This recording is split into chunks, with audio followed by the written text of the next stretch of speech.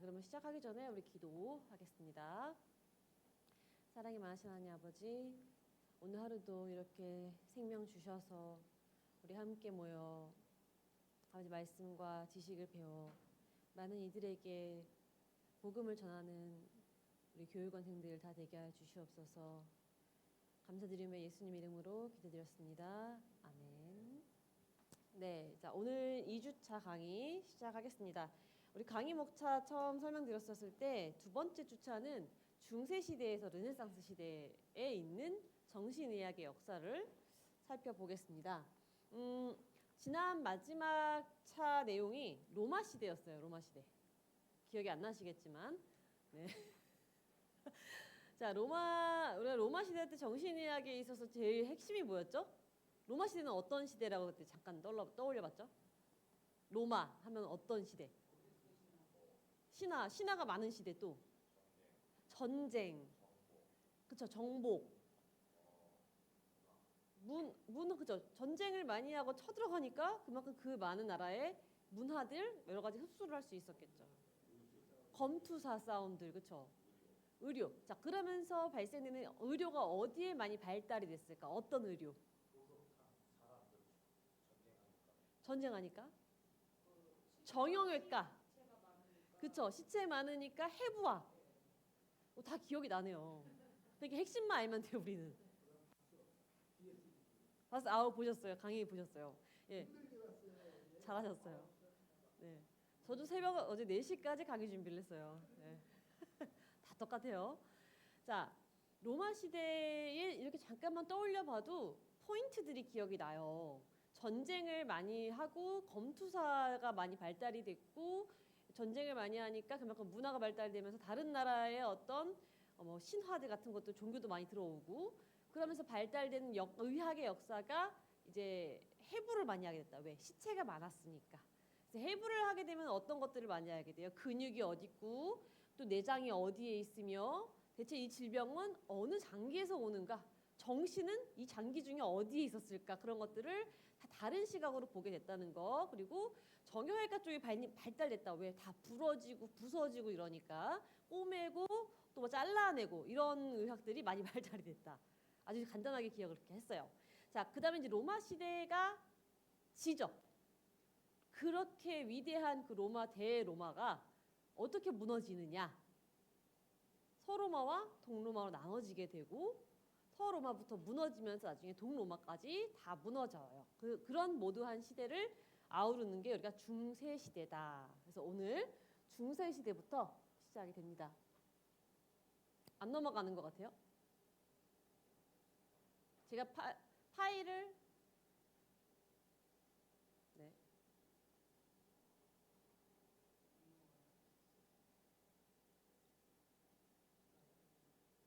됐나요? 네, 감사합니다. 아, 그래요? 어떻게 그럴 수가 있죠? 자, 네, 앞으로만 가볼게요. 자, 그러면 이제 중세 시대는요.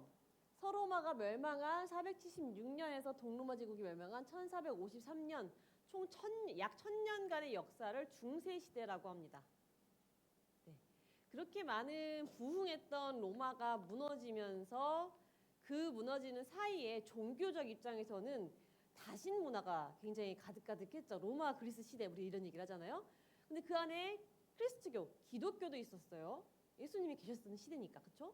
그러한 시대와 다신 문화와 또 우리가 사도행전에서 봤던 그런 예수님의 제자들이 다녔던 그 시대에 교회를 세웠는데 그 교회에서 많은 이단들이 생기고 그런 시대를 다 거쳐가는 이 뒷시대가 중세시대예요.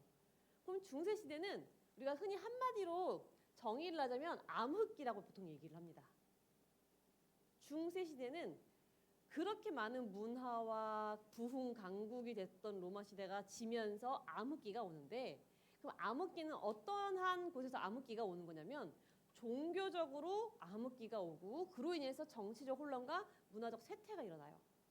우리가 중세 시대 하면은 기억나는 거 떠올리는 게 뭐가 있어요? 뭐든 간에 중세 시대 종교 개혁. 왜 그러니까 종교 개혁은 한참 뒤의 얘기예요. 종교 개혁이 일어난 주된 원인이 중세 시대에 있어요. 바티칸에 뭔가 막 기억이다. 또 기억나는 대로 한번 얘기해보세요. 아는 대로. 이슬람교도 뭐가 나와요. 맞아요. 중세 시대에 이슬람교가 매우 중요합니다. 네. 중세 시대 이슬람교 창시된 게 아니고 이전부터 있었는데 중세 시대에 이슬람이 로마를 쳐들어와요. 그리고 문화와 모든 걸 다 망가뜨리고 있습니다. 그래서 이단이 돼요. 그런 것들이 또 있어요. 또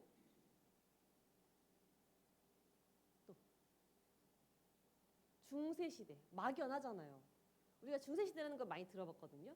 그럼 중세 시대는 어떠한 특징이 있었는지부터 한번 살펴보고 그 안에서 정신의학의 역사가 어떻게 발전됐는지 사이는 그걸 한번 살펴볼게요. 자, 먼저 로마의 몰락이 시작이 됩니다. 우리 앞에 PPT 보시면요. 서기 476년 서로마 황제인 로물루스 아우구스투스가 게르만족의 용병 지도자 오도아케르에게 폐위가 됩니다. 그러니까 로마 시대에 여러 나라를 쳐들어가는데 다른 게르만 민족을 통해서 무너지게 돼요. 로마가 전쟁을 굉장히 잘하던 나라였죠. 근데 다른 나라가 자꾸 쳐들어오는 거예요. 왜? 자기 나라 땅 뺏겼으니까. 뺏겨서 다시 또 쳐들어가고 또 쳐들어가고 이런 전쟁을 하는데 나중에 로마가 집니다. 왜 질까요? 로마가 왜 질까? 로마가 그렇게 전쟁을 잘했잖아요. 나라 땅도 많이 뺏고. 근데 토로마가 결국엔 지게 됐어요. 게르만족에게. 그렇게 부국한 로마 시대가 왜 지게 됐을까? 전쟁을. 너무 잘 살면 사람이 어떻게 돼요? 부패해지고 나태해집니다. 네. 두 번째 줄 보시면 수세기 동안 내부의 정치적 부패가 일어나요. 우리나라가 부국했죠. 부국하니까 지금 어때요? 정치적 부패가 일어나죠. 모든 이게 순위예요. 순위 그냥. 네, 황제의 무능. 너무 잘 살고 더 이상 신경 쓸 것도 없어. 밑에서 알아서 잘하겠지. 황제는 그냥 편안하게 있는 거예요. 그러니까 정치가들은 황제한테 신경 쓰지 마세요. 제가 알아서 할게요. 하고 부패가 일어나고 황제는 점점 무능해지는 거예요. 그리고 그로 인해서 경제적 쇠퇴가 오죠. 왜 경제적 쇠퇴가 와요? 해먹을 놈들이 다 해먹어서. 신경을 안 쓰잖아요, 황제가. 그럼 결국 경제적 쇠퇴가 일어나기 시작하겠죠. 또한 외부에 끊임없는 침략을 당합니다. 왜? 그만큼 많이 뺏었으니까 뺏겼던 나라가 다시 자기 나라를 찾기 위해서 많이 침략을 다시 해요. 그리고 마지막 하나, 노예 노동이 심화됐어요. 우리가 왜 저도 장사를 하지만 제가 열심히 들어가 장사할 때 잘 되지만 잘 돼서 나와서 직원을 세팅해놓고 제가 풀 오토로 가게를 두면 제가 했던 것만큼 될까요?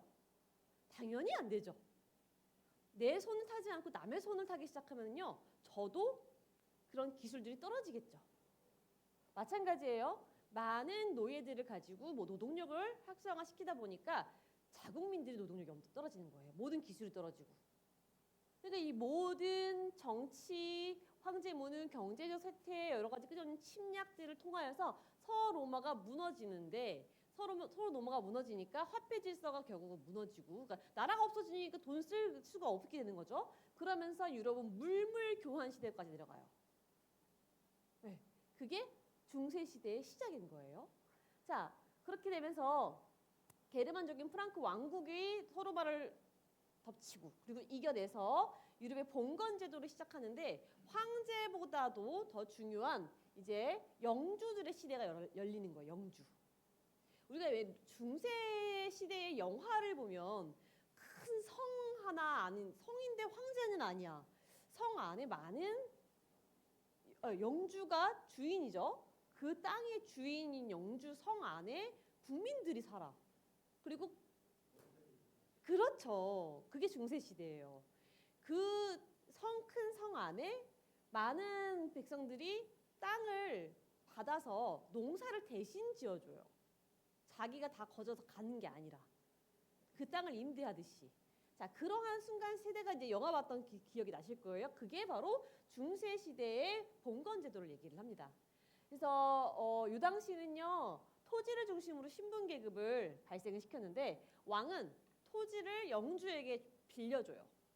이만큼. 그래서 귀족 세대가 되죠. 그 땅을 빌려주면서 나에게 충성을 다해 하고 영주에게 땅을 주는 거예요. 자, 그 땅을 줬으면 거기에서 많은 작물들이 자라고 뭘 줘야 돼요? 왕한텐? 세금을 내야겠죠. 곡물이든 그렇죠. 곡물이든 뭐 다른 거 여러 가지든 그 공간에서 그 땅에서 자랄 수 있는 어떤 바쳐내라 그렇게 하는 거예요. 그래서 영주는 대신 부하들에게 이제 많은 백성들이겠죠. 백성들에게 보호와 충성을 내가 보호해주고 너네 충성을 해주면은 내가 너네 먹고 살 수 있을 만큼 해줄게. 그래서 왜 중세 시대 영화들을 보면요, 영주들끼리 전쟁도 해요. 내 성 안에 싸울 수 있는 군인도 만들어. 그렇게 해서 중세 시대는 황제보다도 영주 세대가 있다.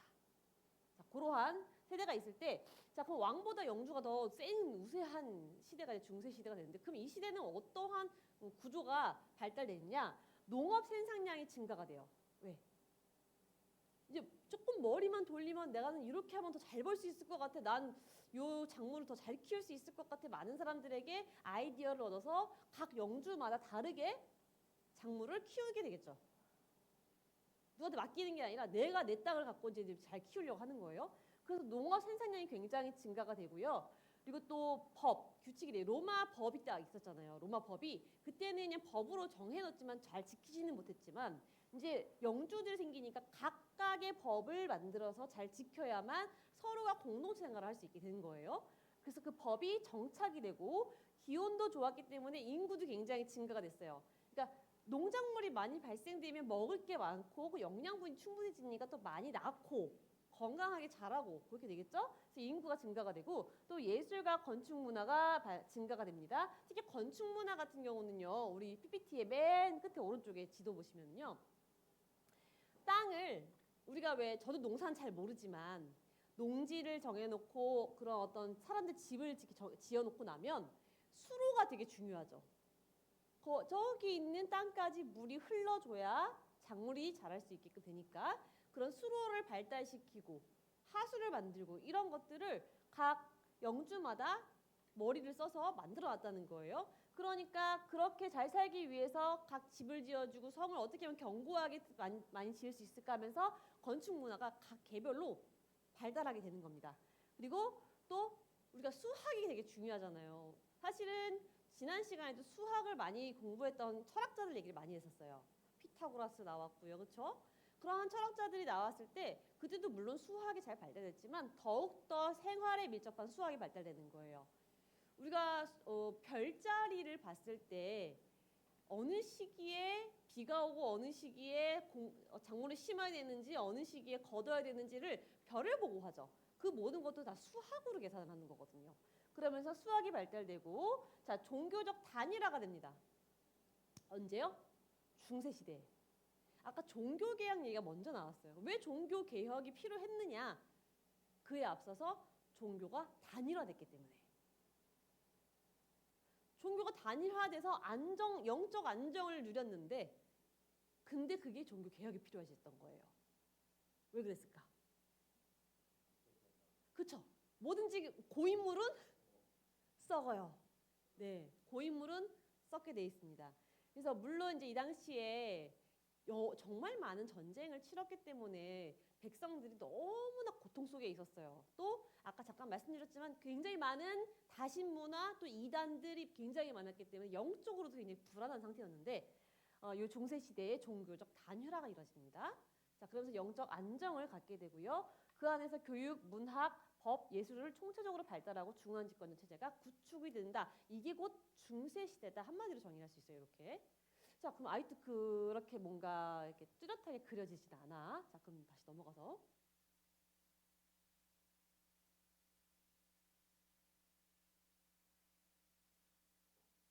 있네요. 넘어가서 우리 교환 첫 페이지의 두 번째 문단 볼게요. 4세기에 콘스탄틴은 전쟁을 위해 기독교에 도움을 구하면서 기독교를 공인한다.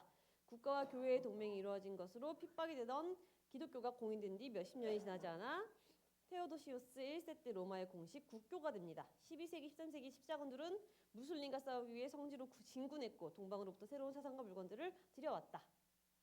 요게 그 다음 시작되는 일들이에요. 이 중세 시대에 가장 중요한 것은 국교가 된 기독교입니다. 네. 자, 국교. 지금 국교가 하나의 단일화된 종교가 있는 나라 있어요? 하나의 단일화된 종교가 국교가 된 나라. 단일화된 종교. 그러니까 하나의 종교가 국교가 된 나라. 우리나라 지금 국교 있어요? 법으로 꼭 어느 한 종교만 믿어야 된다 하는 나라. 그렇죠. 민주주의 국가니까. 어느 나라가 있죠? 이스라엘. 또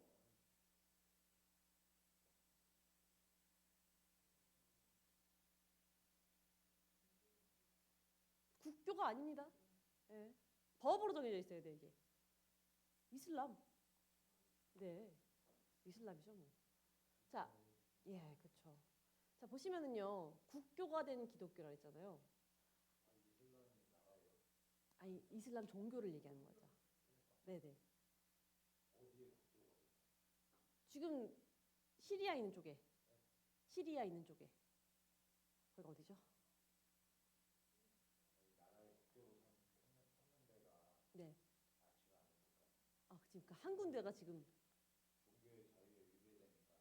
아니 종교의 자유를 가질 수 있는 나라가 있는 거고, 네, 네, 종교의 자유를 가질 수 있는 나라가 있고 갖지 못한 나라가 있는 거예요. 예를 들면, 자, 북한 같은 경우는 종교 자유가 있어요, 없어요? 네, 그러니까 우리 근처에 있는 나라만 봐도 종교 자유가 무조건 있는 건 아닌 거예요. 그게 민주주의 국가냐 체제가 어떤 체제냐에 따라 달라지겠죠. 근데 보시면 중세 시대에 하나의 종교가 국교가 됐다는 거예요. 중세 시대는 그게 기독교였다는 거죠. 예. 왜? 네. 그게 지금 그 당시는 기독교라고 부르지 않았고 뭐라 불렀어요? 그 종교의 이름이 카톨릭이라고 불렸어요. 네. 그럼 기독교랑 카톨릭은 뭐가 달라? 어떻게 다르지?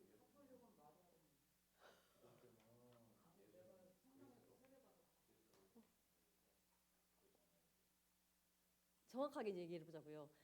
313년에 로마의 콘스탄틴 황제가 밀라노 칙령으로 기독교를 공인했어요. 그래서 이제 종교는 기독교밖에 없다. 당시 이단 사상이 워낙 많았었다가 그래서 이단 사상이 굉장히 많았다라고 얘기했어요. 예수님이 승천하신 뒤에 그리고 부활하시고 다 떠나신 뒤에 예수님께서는 단일신 누구? 하나님밖에 없다 하고 이제 말씀을 전파하셨죠. 근데 그 뒤에 많은 교회들 안에 이단이 들어가는데 어떤 이단들이 가냐면 영지주의가 생겨요. 영지주의. 영지주의는 또 뭐야? 이분화시키는 거예요. 몸은 신체는 악에 속하고 영은 선에 속해. 그러니까 모든 걸 다 이분법적으로 생각을 하는 거예요. 쉽게 말하면. 근데 우리 그렇게 그러한 철학을 가지면 뭐가 문제가 되냐면 예수님은 이 땅에 무엇을 입고 오셨어요? 신인데 육체를 입고 왔죠. 사람의 몸으로. 이 땅에 예수님이 오셨을 때는 사람으로 왔어요. 사람으로 이 땅에 오셨어요. 근데 실제 존재는 뭐예요? 영적인 존재죠. 신. 그쵸? 곧 하나님이시니까. 하나님께서 이 땅에 육신을 입고 오신 게 예수님의 역할이시잖아요. 그쵸? 근데 몸이 악이면 예수님은 무슨 존재예요? 그냥 악의 존재인 거야. 그래서 영지주의는요, 예수님을 신으로 보지 않았어요.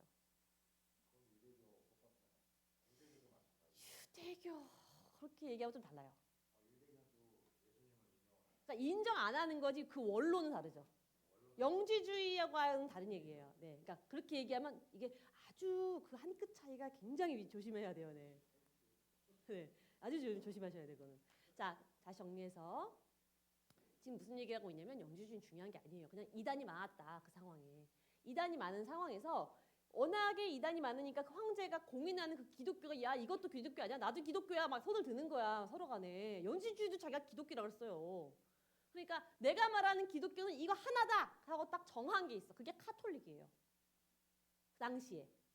그럼 카톨릭의 뜻이 뭐냐면 카톨릭이라는 단어 이 말이 라틴어로 정통의 뜻이에요. 그냥 정통.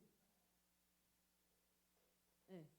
특별한 게 없어요. 라틴어로 그냥 카톨릭은 정통이라는 뜻이에요. 그래서 얘가 정통이야 라고 카톨릭이야 라고 했을 때 이게 우리 국교야 라고 정한 겁니다. 그래서 그 가톨릭이라는 이름으로 국교가 시작이 돼요. 당시 로마 제국이 왜 대체 국교를 만들었냐? 아까 너무 잘 얘기해 주셨어요. 다 돈이다. 네, 다 돈의 문제였다. 당시 로마 제국은 재정이 열악해서 기독교인들의 11조를 생각해 본 거예요. 그 당시에 11조 기독교인들은 11조를 다 냈어요. 근데 그게 법으로 정해졌나요? 오늘 11조 안 내면 큰일 나? 쫓겨나? 교회에서? 지옥 가? 아닙니다. 11조를 자발적으로 내게 되어 있었어요. 다들 내고 있었어요. 근데 로마 재정이 딱 땅에 떨어져. 왜? 막 전쟁 나서 지고 난리가 났잖아요. 막 돈 다 뺏기고 막. 그러니까 서로마 같은 경우는 멸망하면서 화폐 가치가 없어졌다 그랬잖아요. 그만큼 너무 상황이 안 좋으니까 돈을 어떻게든 끌어모아야겠는 거야. 근데 가만히 지켜보니까 어느 한 종교가 굉장히 사람들이 많은데 11조를 내더라. 자, 11조는 10의 1조. 1. 버는 것의 10%를 교회를 내더라는 거야. 저거 세금으로 내가 거두면 얼마나 커. 그쵸? 그 생각이 딱 들면서 저 종교를 국교화한다는 것은 국가가 소유한다는 얘기인 거예요. 자, 11조를 교회에 냈어. 교인이. 그럼 그 교회는 세금을 내야겠지. 나라에. 지금 우리나라는 종교가 세금을 낼까 안 낼까요?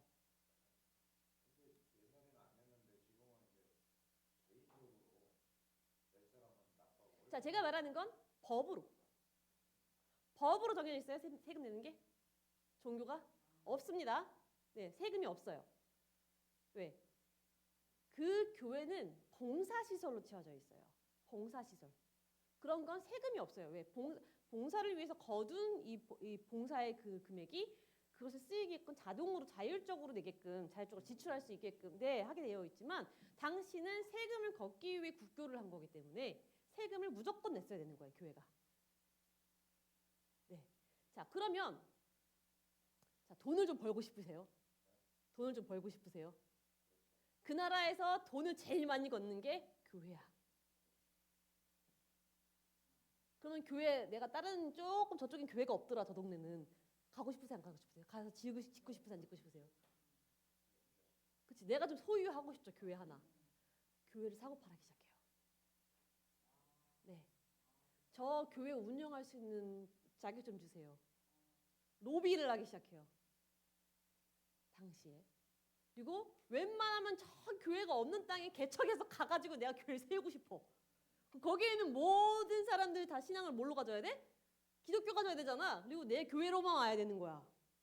그게 천주교예요. 천주교는요. 마음대로 지을 수 있어요? 그렇죠. 동마다 있습니다.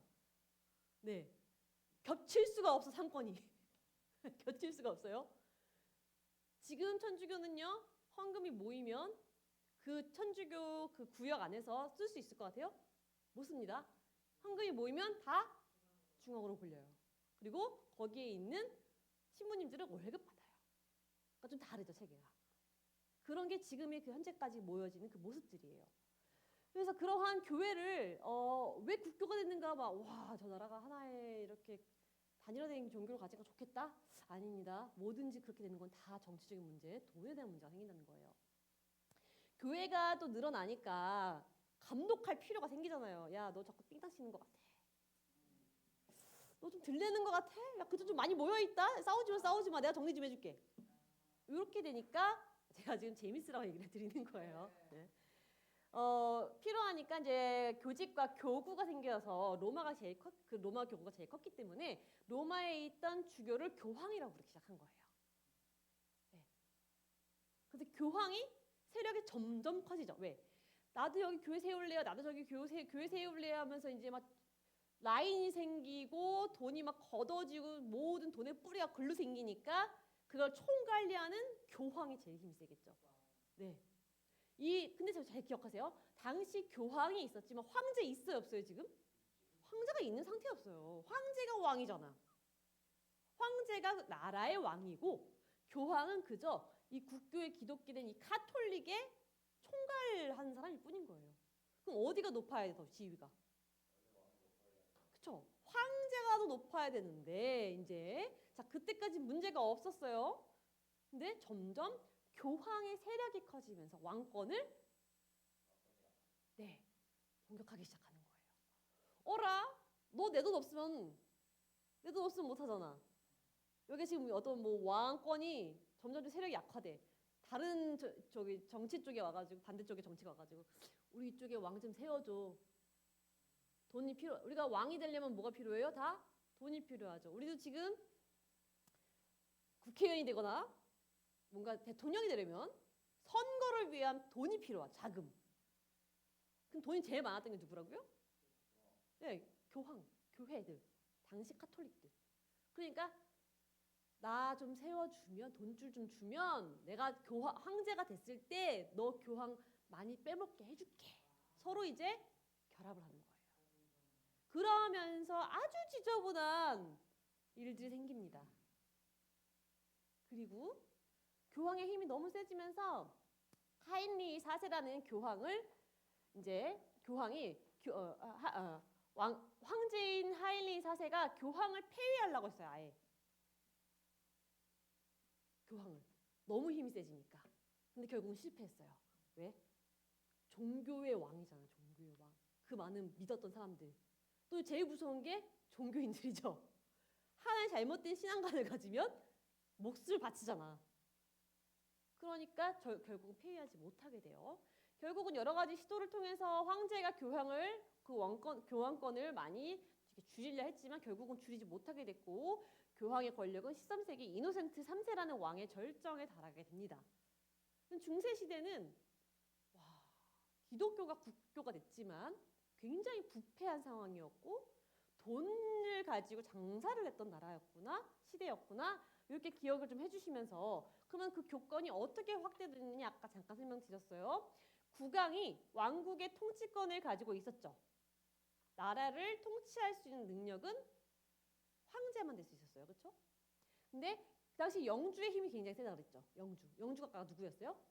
성을 갖고 있던 국왕한테 황제한테 내가 땅을 빌려가지고 다스리고 있던 영주들 그 주교들 이 통치자도 왕국 안에 크고 작은 권리와 과세, 관세, 독점 판매권, 재판매권 등의 권리를 가졌기 때문에 그 특권을 지키려고 이제 서로 싸우는 거야. 이권을. 그러니까 황제가 조금 힘이 약해지면 야 세금 좀 덜 나게 좀 이렇게 뒤로 감춰놔. 영주가 그러는 거야. 그리고 아까 관세, 무슨 독점 판매권, 재판매권 그런 역할 그 사람이 할 수 있는 판매권을 줬다 그랬잖아요. 나 좀 더 가져가게 해줘. 비리를 해. 서로 간에. 그러한 문제들이 끊임없이 생겼어요. 그리고 십자군 전쟁이 일어나요. 십자군 전쟁. 중세 시대 하면 십자군 전쟁입니다. 십자군 전쟁은 근데 왜 일어났을까요? 십자군 전쟁이 왜 일어났을까요? 성지?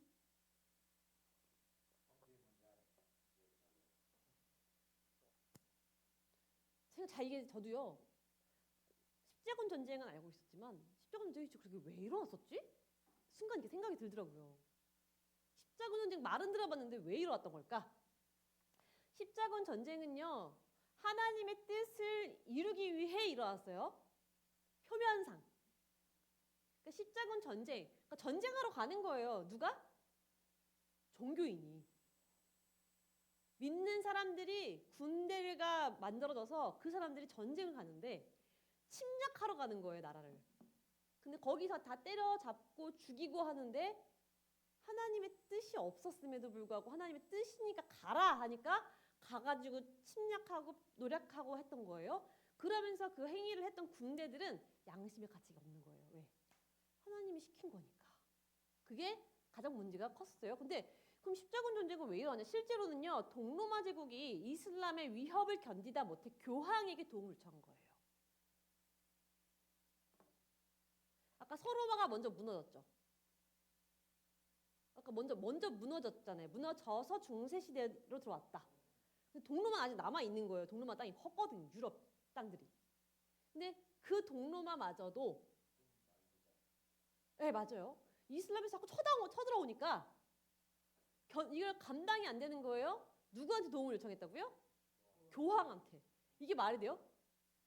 전쟁을 할 힘이 없는 그거를 다른 나라나 혹은 뭐 부국한 이 뭔가 군대들을 만드는 게 아니라 교황한테 부탁해. 왜? 전쟁을 하려면 뭐가 필요해요? 물자. 그쵸? 무기들. 지금 우리 전쟁하고 있는 나라가 어디 있어요? 러시아랑 우크라이나? 전쟁하는데 우크라이나 대통령이 나와가지고 뭘 자꾸 달라 그래요? 무기 좀 계속 무기 좀 달라고 하죠. 무기. 예. 자꾸 지니까 돈이 필요한 거예요. 그럼 물자가 필요하고 인력이 필요하니까 자꾸 러시아는 북한 사람 갖다 쓰잖아요. 그렇죠?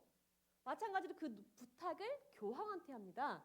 자, 그 교황한테 도움을 구하면서 교황이 그 백성들한테 신께서 원하시는 전쟁이다. 가라. 라고 했다는 거예요. 그게 십자군 전쟁의 시작입니다. 그래서 기독교 국가를 참전시키고 세속군주들을 누릴 만한 위협을 만들죠. 그래서 중세 후기에 이 십자군 전쟁으로 굉장히 처음에는 이슬람을 이기려고 노력했는데 점점 싸움을 너무 잘하는 거야. 점점점 그 땅 더 많이 차지하게 되고 멀리 나가기 시작하면서 상업과 무역이 일어나기 시작해요. 상업과 무역. 원래는 영주들이 그 땅 안에서만 백성들이 농사하고 소 키우고 이렇게 자랐잖아요. 근데 전쟁이 일어나니까 멀리 사람들이 나갔다 돌아오잖아요. 그러면 다른 나라의 어떤 뭐 좋은 것들, 뭐 맛있는 것들, 특이한 것들을 사오면서 서로 상업이 발달되기 시작하는 거예요. 그러면서 화폐 질서와 상인, 은행과 같은 시장의 세력이 생겨요, 다시. 장사치들이 생기는 장사치들이.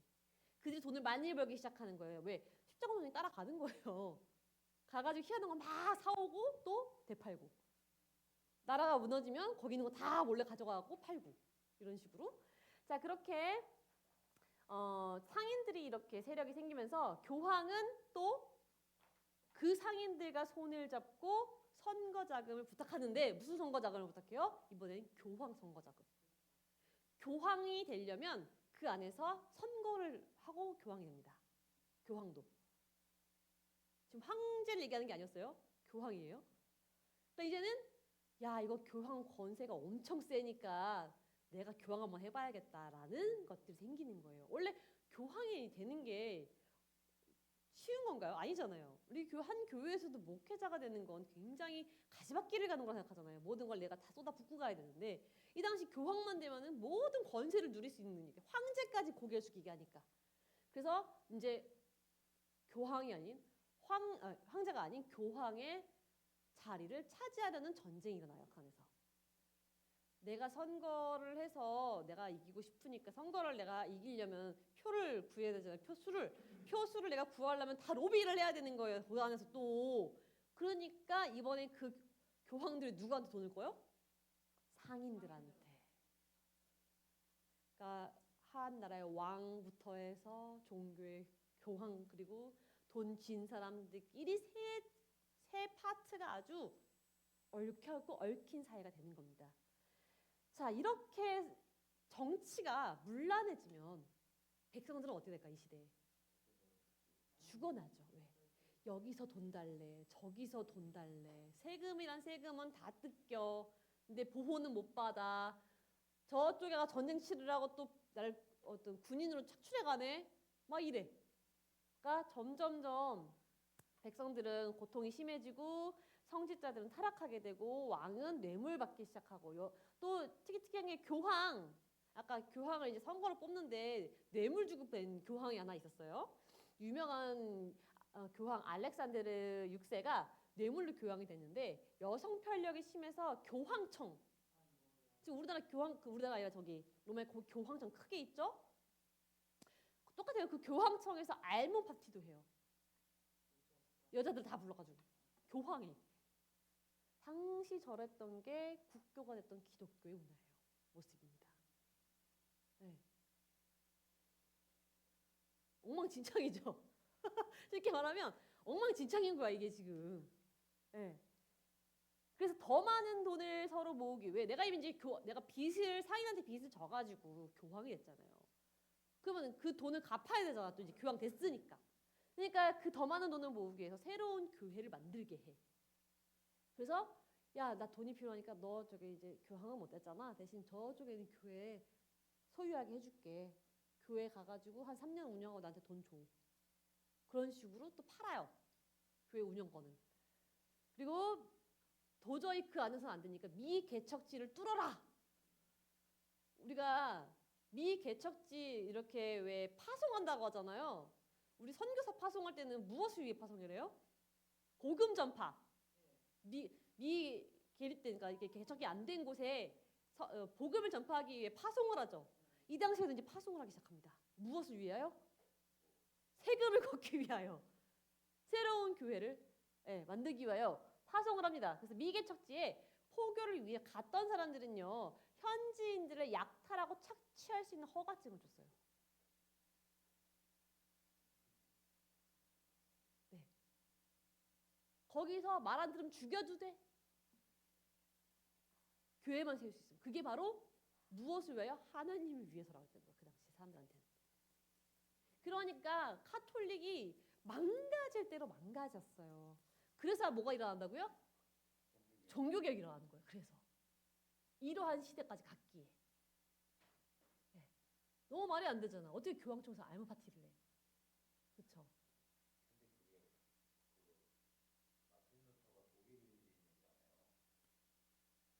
마틴 루터가 독일인이에요? 독일인인가요? 맞대요. 맞대요. 엔지니어가 맞대요. 네.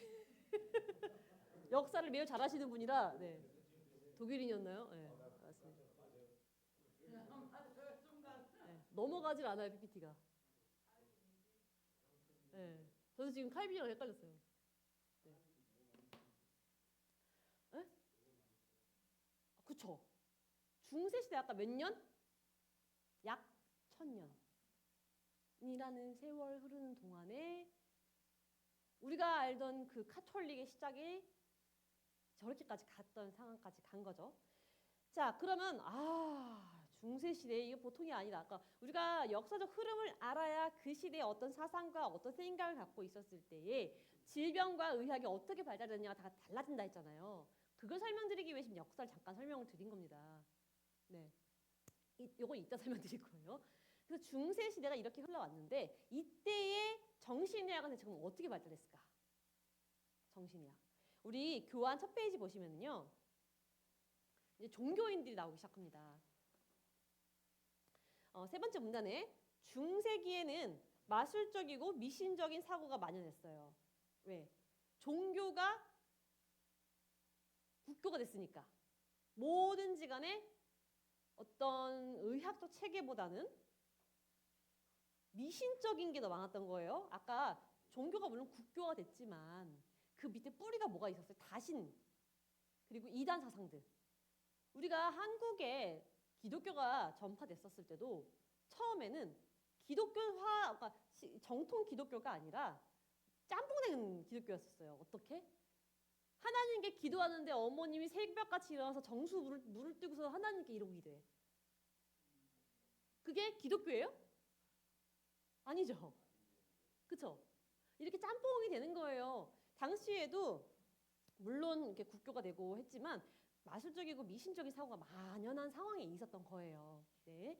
그 결과 우리가 로마 시대 때만 해도 히포크라테스나 갈렌이 자연주의적 접근으로 몸을 봤었어요. 체액설 기억나시죠? 체액설, 사체액 그렇죠?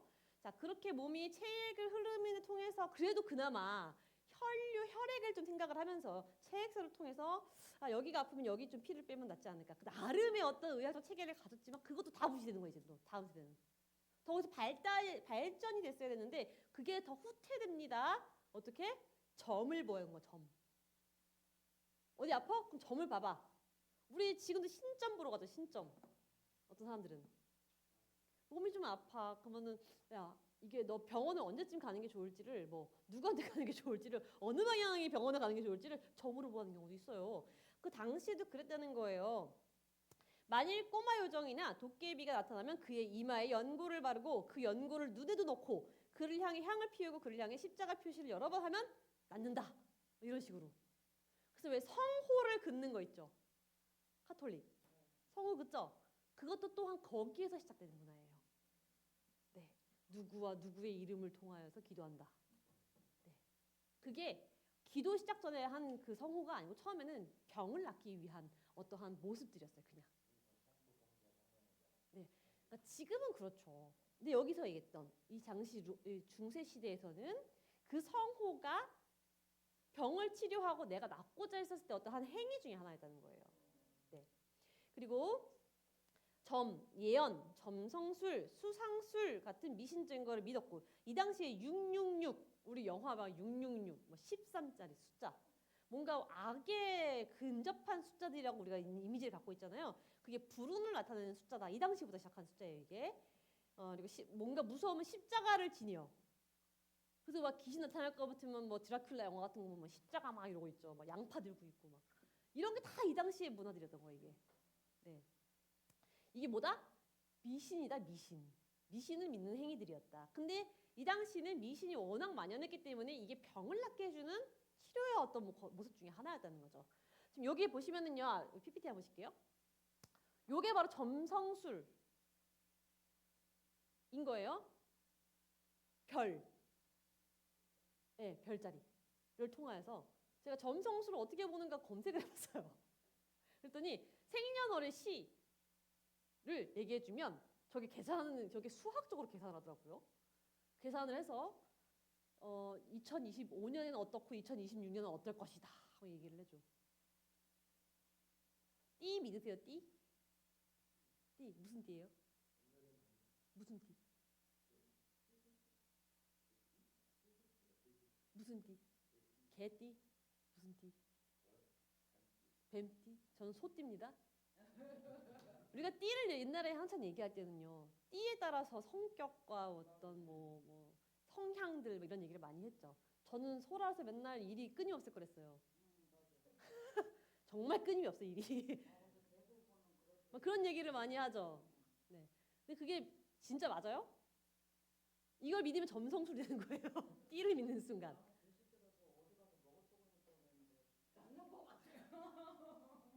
예, 믿기 마련인 거예요. 사람들이 본인이 어떻게 믿느냐의 차이인 거죠. 그게 바로 점성술을 믿는 거였다는 거예요. 그리고 또 수상술, 당시 수상술을 되게 많이 봤어요. 수상술은 손금. 지금도 손금 봐주는 데가 있어요.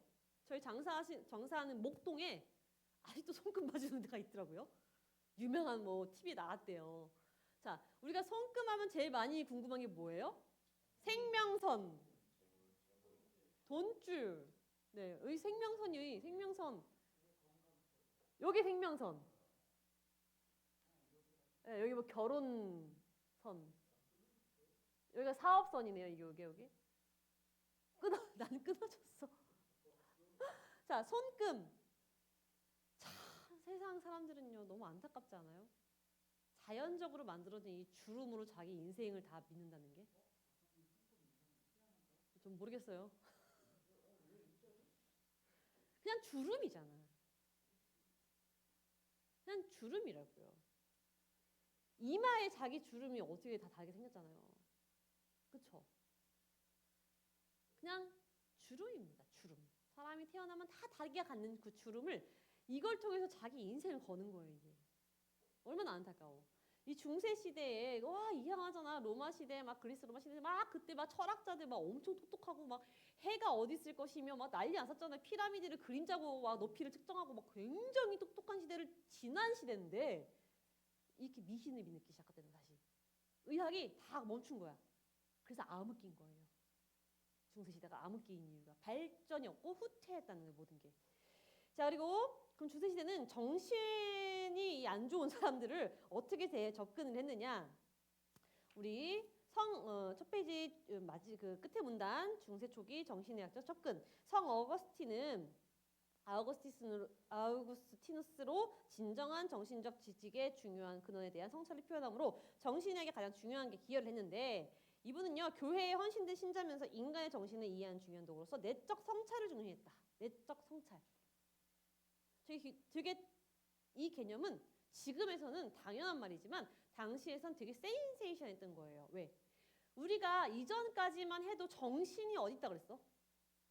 어떠한 장기, 외부적 요인, 뭐 흙, 자궁, 막 물, 공기, 원자 막 이런 거 봤단 말이에요. 근데 이렇게 이 종교적 관점에서 바라보기 시작하니까 내적 요인일 것이다 라는 개념을 처음 발표한 거예요. 정신 문제는 내적 성찰이 굉장히 중요하다.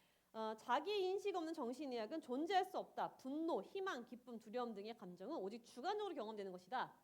이렇게 성찰한 게 처음인 겁니다. 네, 넘어가서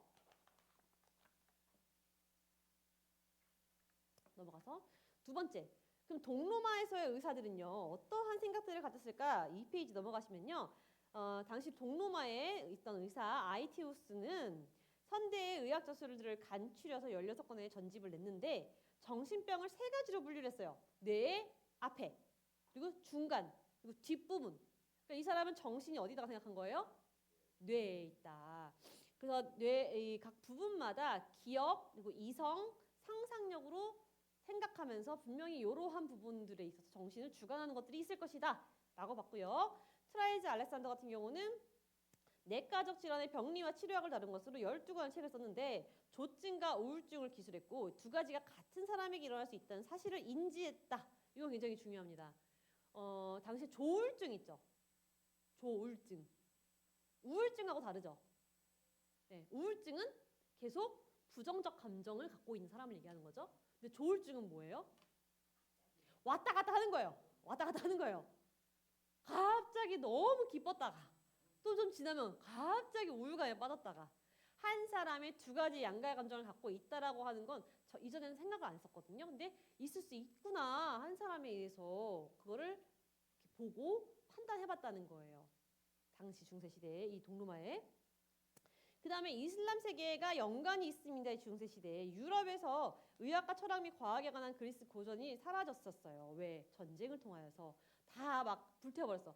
그러니까 이게 카톨릭이 국교가 되잖아요.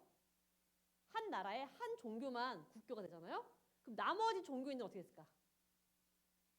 나머지 종교인들 거기에 존재할 수 있어 없어요? 이제 우리는 카톨릭만 종교라고 인정할 거야. 딱 땅땅땅 해서 법으로. 그 땅에 다른 종교가 있을 수 있어 없어요? 없죠. 근데 나는 믿겠대. 끝까지. 그럼 어떻게 돼? 종교 탄압이 되기 시작하죠. 이제 탄압을 하겠죠. 카톨릭으로 바꾸든지 나가든지 탄압이 시작됐겠죠.